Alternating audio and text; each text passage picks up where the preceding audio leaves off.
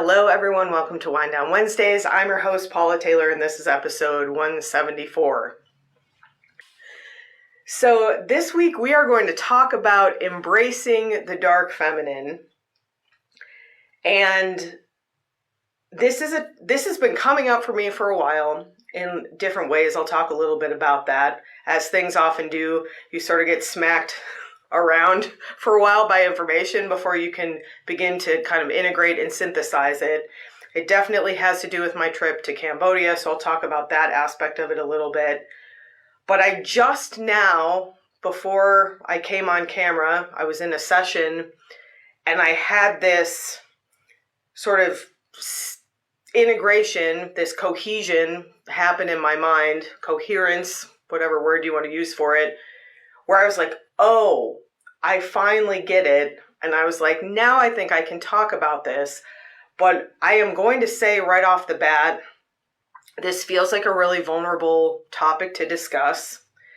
And part of the reason for that is because the feminine is so misunderstood and kind of distorted in our culture. And we're in a patriarchal culture.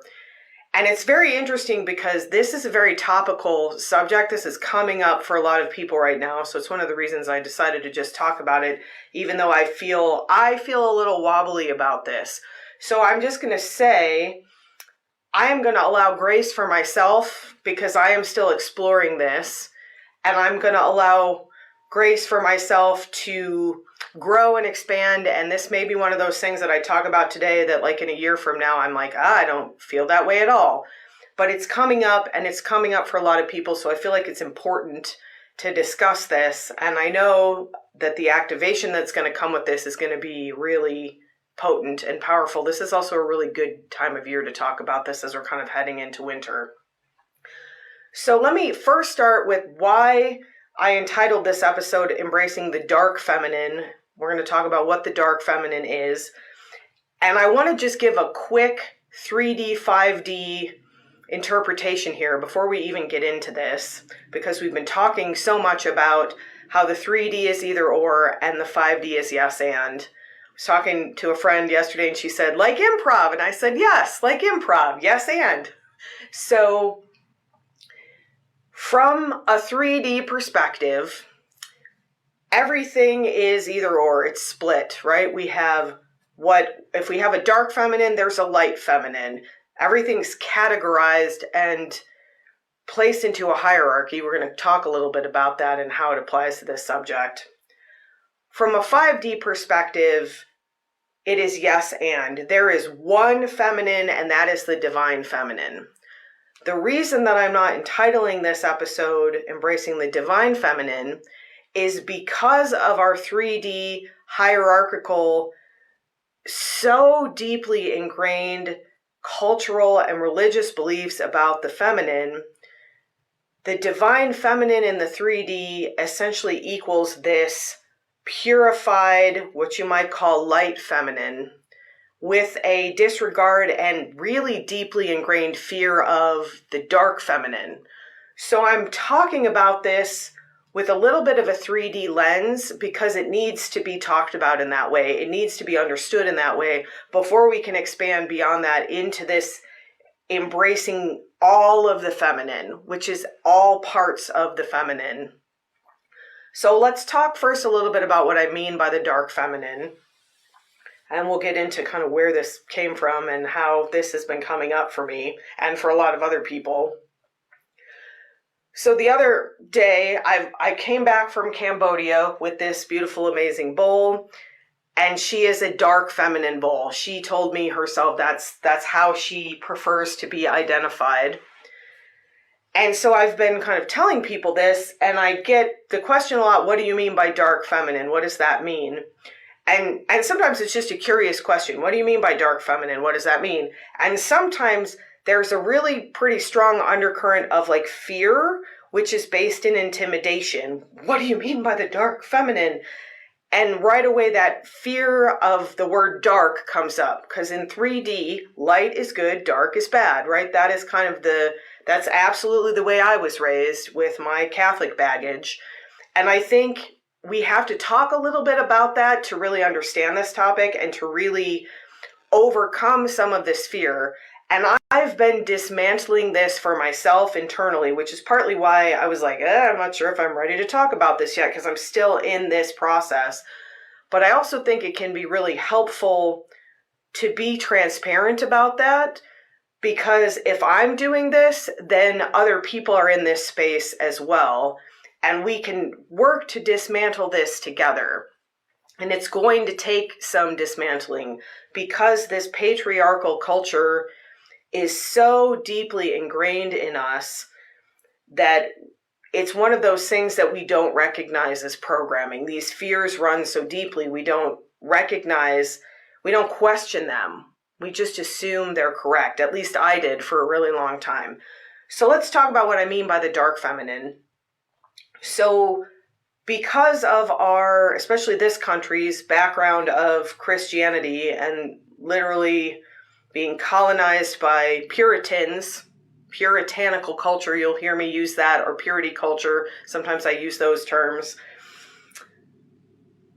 We have divided what is truly the divine feminine, the whole feminine, into this idea of light and dark. So first let's talk about the light feminine, because that's the feminine that is acceptable in society. That's the feminine that we've chosen to identify, a lot of us, as the divine feminine, this sectioned off sort of light or purity feminine. And whenever I think about this, the very first thing that comes to my mind is Mary, the mother of Jesus. And bear with me, I'm going to get into a little bit of religious dogma stuff here just to help with this understanding and to give you a place to start with dismantling. Whether you were raised Christian or not, this belief is so deeply ingrained in our culture, it shows up everywhere. I'm going to talk about where it shows up in wellness culture especially. But let's start with Mary, the mother of Jesus. So in the Christian mythology tradition, Mary, the mother of Jesus, is said to be a virgin. And this is the strongest example I can think of off the top of my head of what I'm talking about by this idea of dividing the feminine into light and dark and focusing on the light as the good, or purifying, applying this like purity culture idea to what the feminine is. So here's this woman who birthed this Savior, according to Christian belief, the Son of God, but she didn't do it in the traditional means that a woman would get pregnant, because that is not pure enough. It's not light enough. She had to be impregnated by an angel through this immaculate conception. That is a really great example of this patriarchal belief that the fullness of femininity is dirty or wrong or dark or bad, whatever word you want to use for that. The idea that, creating this Son of God could have been done in the act of having relations with someone, I'm trying to keep this really clean, has been fully rejected. Like, that's not an aspect of femininity that's important. Never mind, that's the only way that a woman physically can have a baby, through this joining, this sacred joining that is sometimes happening in a space that is not what we would consider pure, right? We're not going to go down that road. I think you know what I'm talking about, just as an example.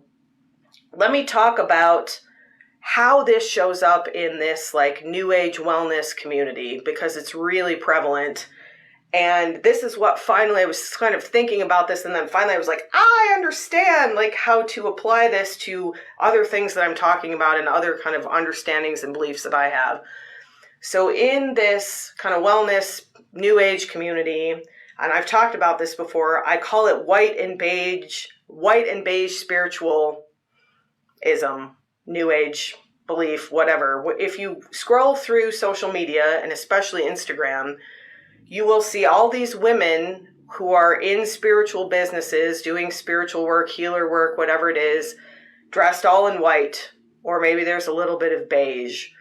That is a visual representation of catering to this purity culture, to this idea that If a woman is really a healer, if she's working in the light, she must reflect that in all ways. She must show that in all ways. She must embrace only the light aspect of herself. She must dress in white. She must have light colors.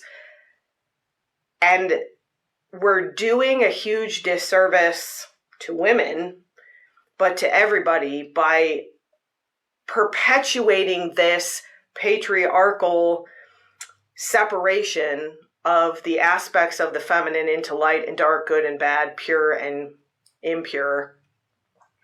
And it's being perpetuated in the wellness community. And that's one of my pet peeves. And then I kind of linked it to something else. And I was like, oh, now I understand this, because I was really struggling to dismantle this within myself. We're going to get into this dark feminine in a second, but let me just go all the way through this. I think I'm already on this track. I've been trying to dismantle this because I had a lot of fear about this dark feminine energy and what is this, and is this bad, and is this wrong, and like, you know, am I a witch if I do this? There's another word for you that simultaneously kind of calls in what is a dark feminine, you know, that we have equated dark with bad or evil. And I've been trying to dismantle this in myself, and I've been working with this, and I've been working with this amazing bull, and I've been having this awakening of this really deep, rich, dark, feminine energy. And all of a sudden it came to me that this is exactly the same as when I talk about high vibe versus low vibe. And when I talk about, as a sound healer, we need all the vibes.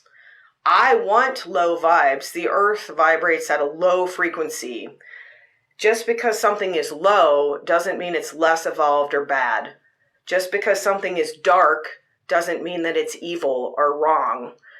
This is the same kind of 3D either or belief that is fueling a lot of this so-called New Age expansion, even what people are terming 5D belief system, and this idea that only certain people are making it into 5D and all of this stuff.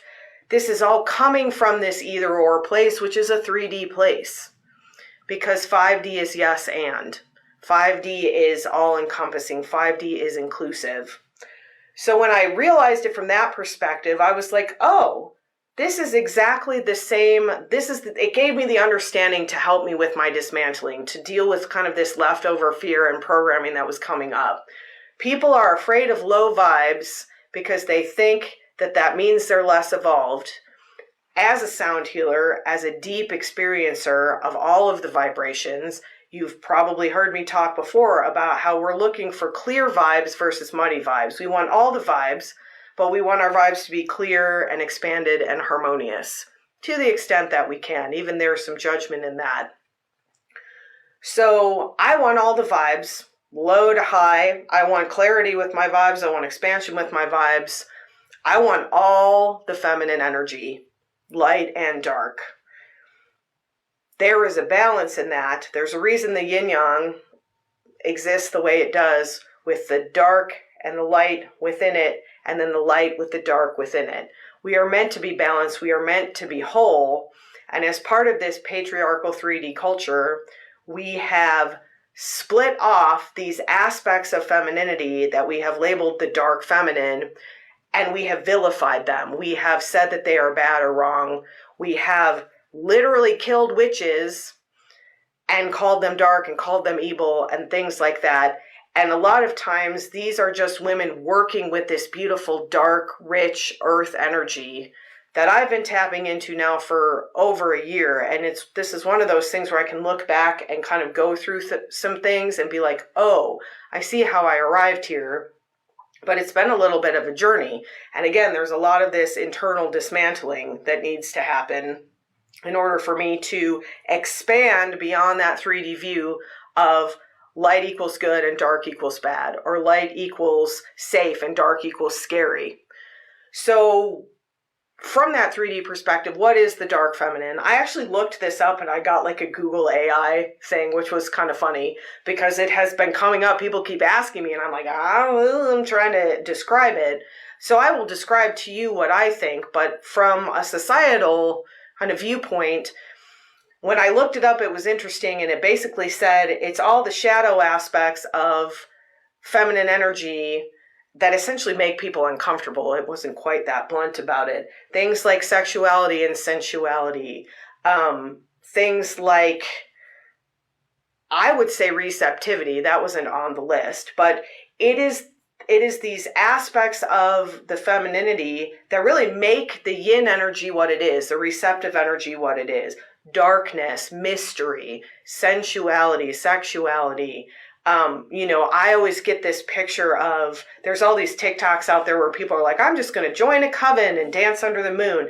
It's that kind of a thing. It's this idea of being witchy and being, working with earth energy and working with herbs and using the elemental earth energy that is here in the physical in order to do things, to cast spells, right? A lot of times it's to help people and to heal. But all of that stuff has been vilified for a long time now. Back when the patriarchy kind of took over and everything switched. And then there was a list of sort of goddesses and things associated with the dark feminine, and I'm going to let that lead us into the next part of the story. So, Kalima, Lilith, Hecate or Hecate, however you want to say that, those are some things that are associated with the dark feminine. And again, I'm talking about this in this 3D way because I think in order to dismantle it, we need to see it, right? We need to recognize it. We need to recognize that we've separated good and bad femininity. There's the good, Christian Mary, who was a virgin and had Jesus and let Jesus be out in front and kind of just supported from the background, and all of this stuff that is woven into what we have identified as good femininity or light femininity. And then, there's the dark witch who lives in the woods and has a cauldron and eats children and is mysterious and no one understands what she's doing, and she's using these herbs and she's providing, casting spells, and she must be hurting someone because she's out there by herself in the woods in the dark, and, embracing this darkness and this richness and this mystery. So let me talk a little bit about how this has been coming up for me, kind of over the last year. I'll try to keep it somewhat brief, but I think it's important to trace this and understand the depth to which this indoctrination goes about the judgment around this light versus dark feminine. So I talked about this on a show a while ago. I think it was What is Ancestral Healing, I think is the episode that I talked about this on. So if you want to listen to the full story, I'm just going to briefly sum this up. And this happened over the course of months and kind of concluded earlier this year in Bali. But I was dealing with this ancestral healing, and I was dealing with this young adult, late teenage ancestor from Poland, from my mother's side of the family, who had come forward, and essentially she had left Poland and cut herself off from the land. And when I saw this, I started working through this and kind of removing the veil, removing the block, I was able to meet and see this grandmother figure, who I believe was the grandmother of this woman in this past life. And I was able to see that these ancestors were working with this so-called dark feminine energy as healers. And even in this time period, I was seeing a horse and wagon. So I don't know how long ago, but way before cars. What I saw in this vision is that they were essentially moving around. They used the word gypsies. And they were going from town to town and healing. And in some ways they were stepping into that. There's areas in which the dark feminine is acceptable. The psychic at the carnival with the dark scarves and the crystal ball. She's mysterious. We don't quite understand her. We're a little bit afraid of her, but she might give us some answers. So we'll go ahead and try that out.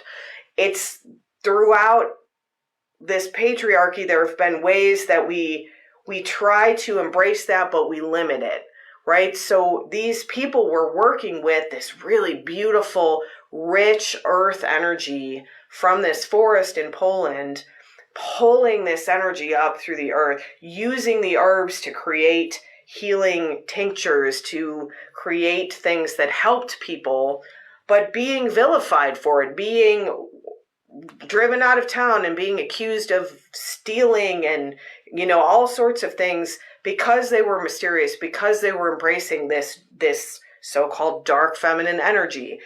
And it's so interesting because as I was getting in touch with this, my dad, who has passed away, was very frightened for me. He was like trying to block me from accessing this energy. And he said, it's too dark. It's too dark. It's going to turn you dark. It's going to turn you evil. There was all of this fear coming up. He's not even in a body anymore. And this was so deeply indoctrinated. There was all this fear coming up. And what I understood right away was that for me, it was a balance. Because I came in with this really strong light energy, this angelic energy.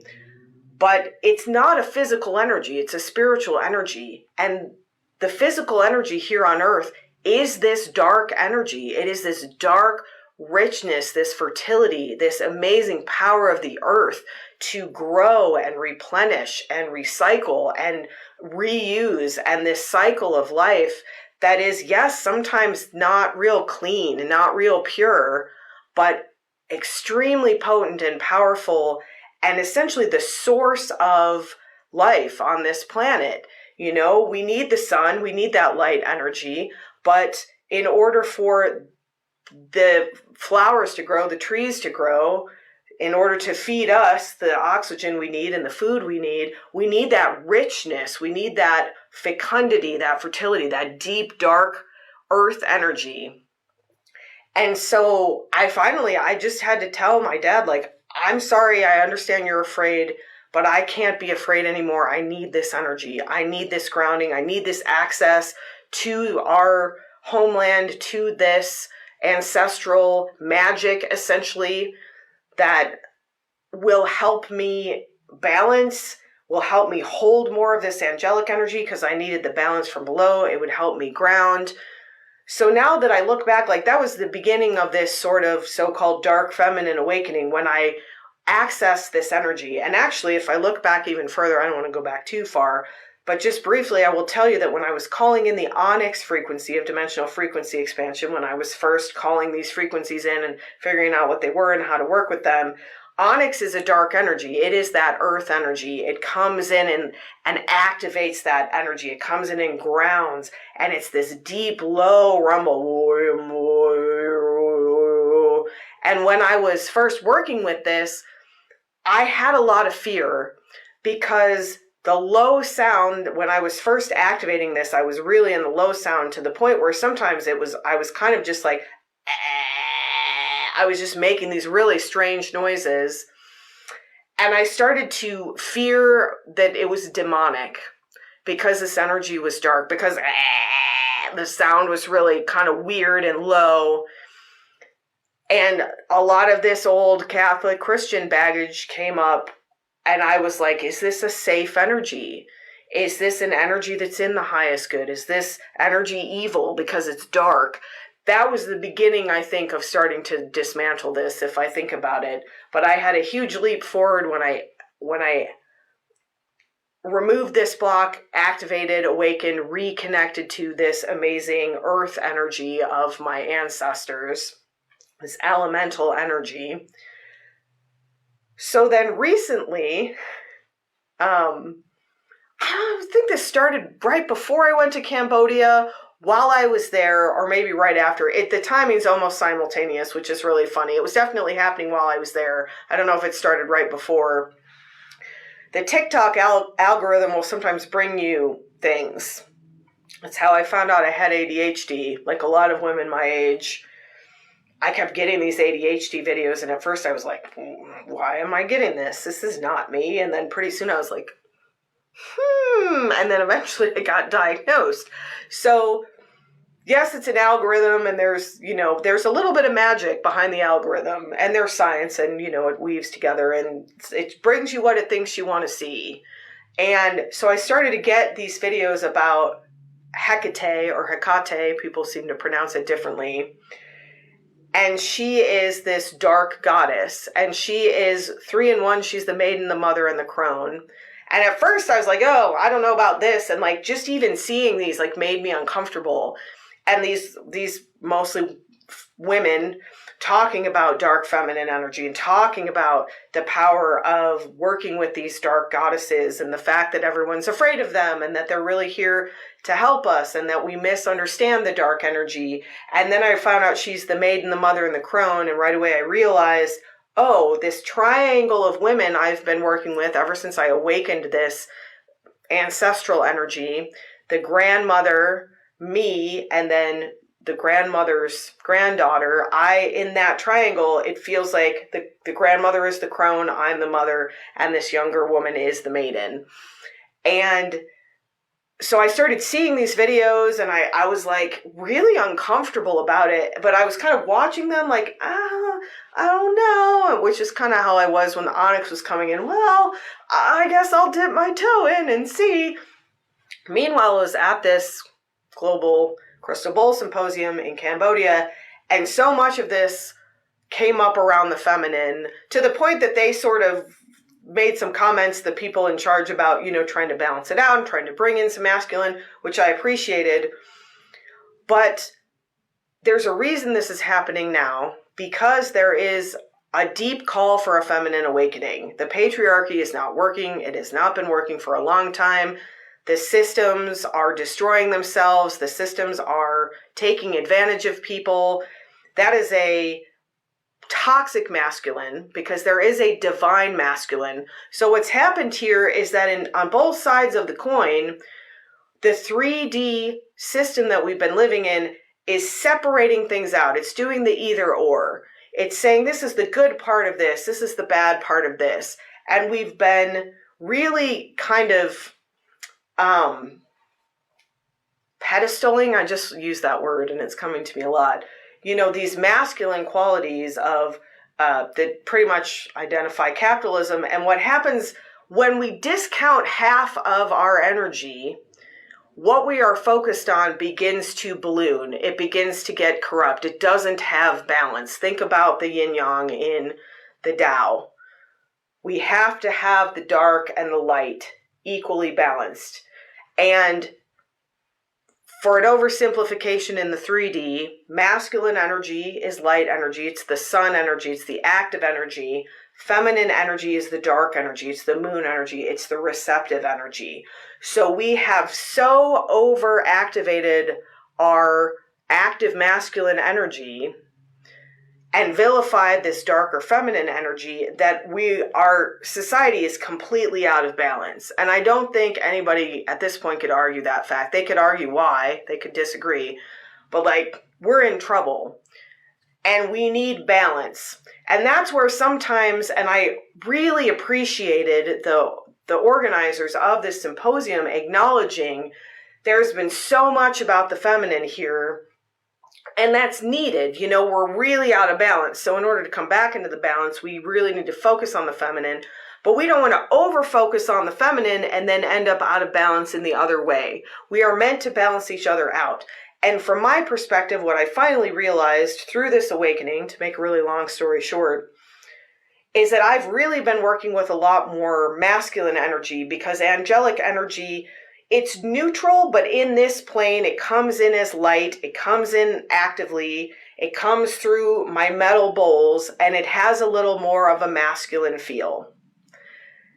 And so there was a lot of resistance around this idea of, they kept bringing up the feminine, and I was kind of like, that's never been a place where I'm really comfortable, because right away my mind goes to this 3D idea of what is feminine, what is femininity, dressing in a certain way, being obedient, not taking up too much space, physically, literally making your body as small as you can.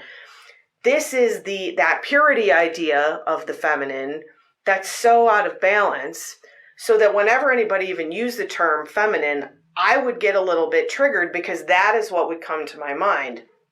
And when I had that incredibly powerful experience with the tree that I talked about on last week's show, where the trees asked me to sing to them and I sang to them out loud, this rush of dark earth energy came up through me and I became a tree, and I can work with myself as a tree now, and I can work with the trees, and they're coming into the sessions I'm doing. And the energy is so balanced. It is dark, yes, the roots are dark and they're deep down in the earth and they're connected to that beautiful mycelial network, the mushroom, the fungal network that wraps all the way around the world, just like the archangel net. And all of a sudden I started to realize, as I've been integrating this, I work with this archangel net. That is the light. That has a little bit of the divine masculine. It's balanced, so it doesn't feel too far masculine. It's not toxically masculine. It's balanced masculine. But the masculine still needs to be balanced with the feminine, because we do live in a 3D physical reality. So this I'm having a hard time saying it today, mycelial network, this fungal network that wraps all the way around through the earth, connects every single part of the earth through communication, through nutrients. Trees communicate through their roots. That is the dark net that balances the light net. And they are meant to balance each other out. They are meant to be used together. They're more powerful when we are accessing all of our energy. That is the 5D. Coming into the space of recognizing I need all the vibrations. I need the light vibrations. I need the dark vibrations. I need the masculine vibrations. I need the feminine vibrations. So through this process that, for me, it's always, sometimes there's resistance. I mean, this is always the way. Something comes in, we begin to get awareness of it. It makes us really uncomfortable. Things start to shift and move, and there's some resistance that comes up. And then eventually, hopefully, we arrive at a space where we can see the integration, where we can synthesize the material, where we can start to use it and move forward. So as part of this journey, of this awakening, I was called to this bowl. And I'll just tell this story briefly. I keep saying briefly and then I keep going, but I went to this symposium with the intention that I might buy a bowl. I had a little bit of a budget in mind, and they're not for the faint of heart monetarily, and it took a lot of resources to get over there. But I was like, well, I have this kind of idea in mind, and if something really comes to me, if it really calls to me, I'm not going to block that from coming in. I'm not going to limit myself. I did limit a little bit, just realistically, of what I could actually afford and still pay my rent in my office space and things like that. And so I saw this bowl one day. I was walking around, I was looking at the bowls I was playing, nothing really resonated with me. And I was like, well, that's okay. Then my bowl's maybe not here. And I went one night for good night bowls, and it was such a great experience. And she was playing bowls, and there was this indigenous Australian music that was playing. And so we were really in that, the indigenous cultures really understood that balance. They really understood that both aspects of ourselves are equally important. And so there you get that sense of that earthiness and that femininity, that dark feminine energy that comes through. So I was in this space. It was so great. I was so relaxed, and I was kind of lying in the back of the room, and there was a table of bowls, and I saw this little bowl, and I was like, oh, that's an interesting bowl. It didn't look like any of the other bowls. And I went over and I touched it and I played it a little bit, and I was like, oh, I like this bowl, but it didn't feel like it was for me. And so I kind of put it out of my mind. And then the last day we were there, we were getting ready to rehearse for our farewell concert. Or maybe we were in there in the morning for some other kind of programming. And I saw what I thought was the same bowl in the front of the room. I was like, oh, there's that bowl again. It really is drawing my attention. And so I went over and I picked it up, and I realized it was actually a different bowl. It was bigger than the first bowl I had seen. It was in the same family. It had the same alchemy called ancient chi. And I really was taken with this bowl, and I could feel the energy, and I was kind of playing it, but there was like a lot of chaos, a lot of people around. And my friend that I met from New Zealand came, and we went outside, and she sat with me while I held the bowl and we talked about it. She looked up the ancient chi, which is really amazing. The alchemy used, sorry, my brain went totally. So there's different gemstones in alchemy that are infused into these bowls. And the alchemy in this bowl, the material in this bowl, is thought to be at least 1.6 billion years old. And I, like, right away, I was like, yep, that sounds like my bowl. Something that's been here since, like, the very beginning. It felt really, and interestingly, it felt tied to my angelic energy. I felt kind of Pleiadian energy. But what really was coming through was this dark feminine energy that really kind of scared me and intimidated me a little bit. And then there was some scarcity stuff that came up, and I just really wasn't sure. And she spent a lot of time, shout out to my friend Larnie, who sat with me and helped me work through that and helped me kind of overcome some of the scarcity, and who helped me sit with the bowl. And so I decided, my guidance was like, yes, you're going to get this bowl. But then there was a lot of chaos. I was starting to get sick. I couldn't get in. I kept trying to go to the person who was in charge of kind of the bowl sales, and he was just busy with other people, and I was trying to figure out, because I knew we got like a discount. I wasn't sure what it was. And so I was like, well, it just doesn't, maybe it's just not meant to be. And I sort of let it go. And then we had our farewell concert, and I just couldn't stop looking at her. And even when they were handing bowls out, I was like, don't nobody touch my bowl. And Larnie was laughing because she's like, oh, you've already claimed her. And I was like, eh. And so as everybody was packing up and leaving, and Trish, my mentor, was there, and I said, this bowl's kind of calling to me, would you just come and look at it with me? And it was finally starting to quiet down. People were leaving to go to dinner. So it was the first time I'd been able to be inside this space with this bowl. We had gone outside, but even outside, people were like kind of coming and going. And she said, well, of course I will. And so we went over, and she said, well, that's a beautiful bowl. And I said, what do you think about it? And she said, well, it doesn't matter what I think about it. It matters how you feel when you play it. How do you feel when you play it? And I was kind of like, and I already knew it vibrated all the way up through my whole body, but I was kind of like, well, I'm not sure. And I realized I had some fear around the bowls in general, but I had some fear, or I was getting really triggered, and the resistance was coming up about the dark feminine energy of this bowl. So in her very amazing Trish way, she just really reverently took the bowl in her hand and took the wand in her hand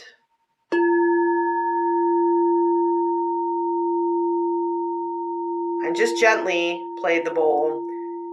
And I burst into tears, and she said, this is your bowl.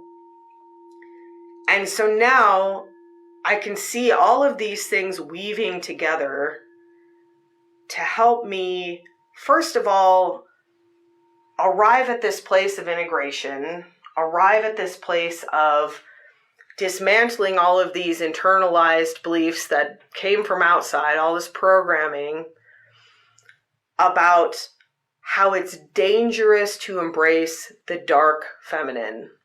It's dangerous to embrace your sensuality, your sexuality, your mystery. It's dangerous to plunge your arms into the earth like I always feel my ancestors doing when we're working together, and pull up that like rich, fertile fecundity, that dark soil that has so much nutrient in it, that has so much power in it.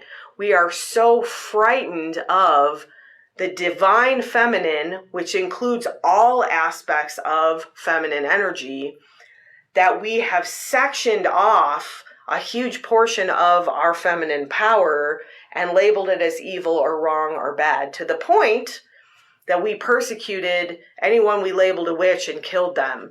And just about any healer I know who's here now has what some people call a witch wound. I have a very real memory of a past life when things were switching from that more matriarchal kind of pagan practice into this Christianity, this patriarchal view.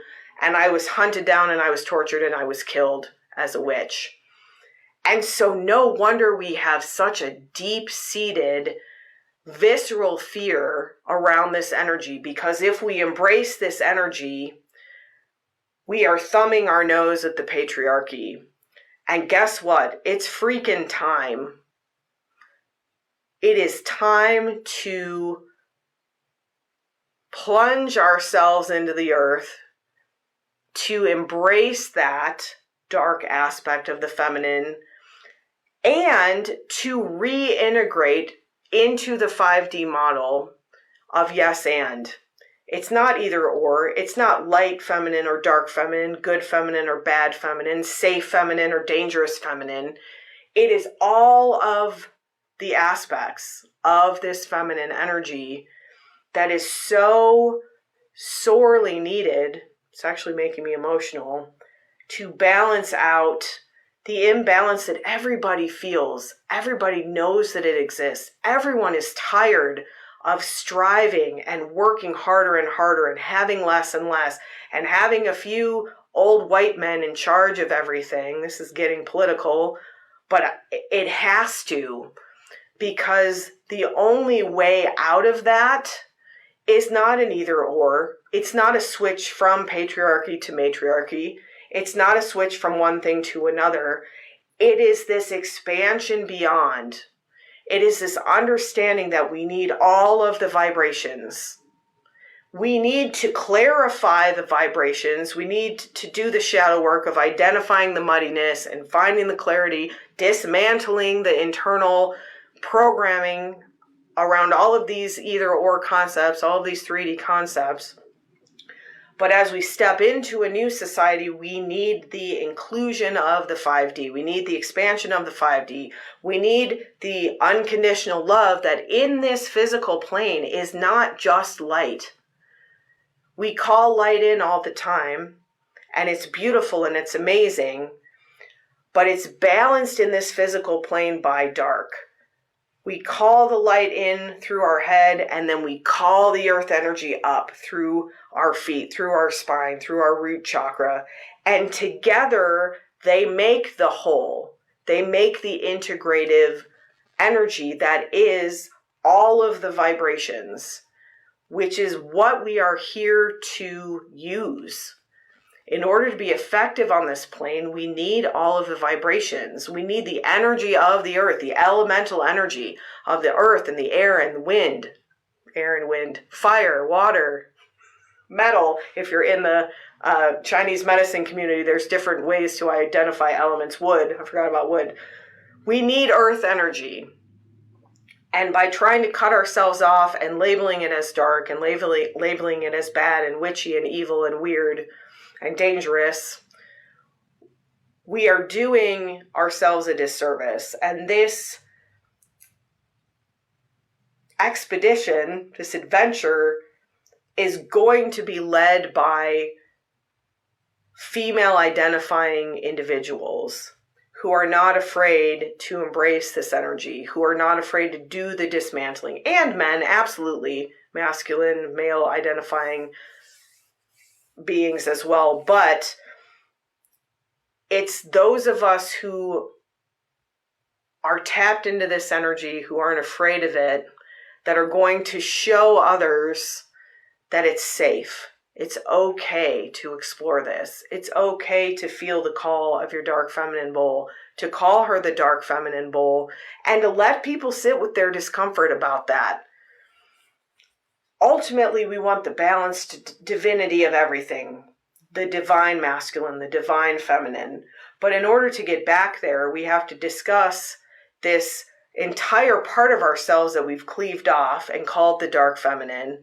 We have to call it back and make ourselves whole in order for it to be truly divine. Because just the light feminine is not really divine, because it's missing this entire aspect of itself. Just like masculine energy alone is not truly divine without its feminine counterpart here in this physical plane. We are dealing with this interesting cognitive dissonance, this interesting idea of we are in the physical plane, and part of that is polarity. It is the either or. It is the black and white, the light and dark, the male and female.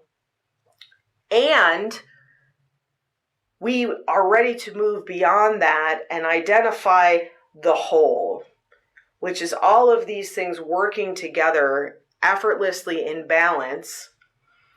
And also the understanding that in any given time, in any given lifetime, we will be using different aspects of these. We might be identifying more with something for a while because we need to find that balance. We need to tip that scale kind of back and find the 0 point, right? The point of balance.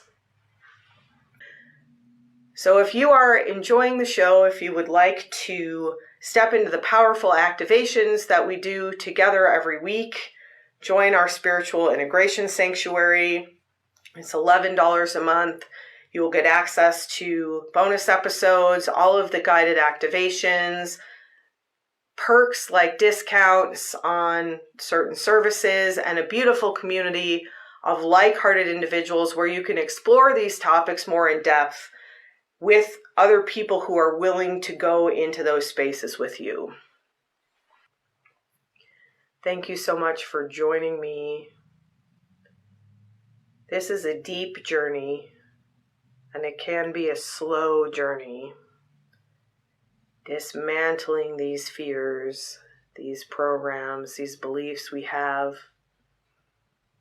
But as we have the courage to do that, as we have the courage to embrace all our vibrations, all the parts of ourselves,